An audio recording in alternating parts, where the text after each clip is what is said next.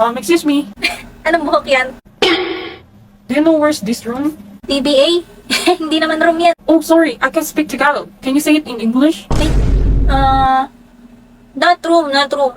PBA, to be announced. Oh, okay. To be announced. How about this one? There. Building? Yeah. Tingnan mo, boy. Nag-English yung order.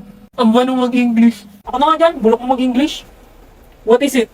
Do you know where's this room? Just go straight to that building. Go up to third floor and look for room 302. Thanks, man. You too. Ganun mag-English. Yabang mo. Ano ka mo? Niyabangan ka na naman nila Damian? Oo, kasi bulok daw ako mag-English. Mag-hire ka ng English tutor tapos bawian mo sila. Huwag kang papaapi. Ay, may bayad yan eh. Mahal yan. Ay, wait, may naalala ako. Ano yun? May CC app nga pala ako. Buti na lang libre to. Alam ko pwede mag-translate dito eh. Translate mo to.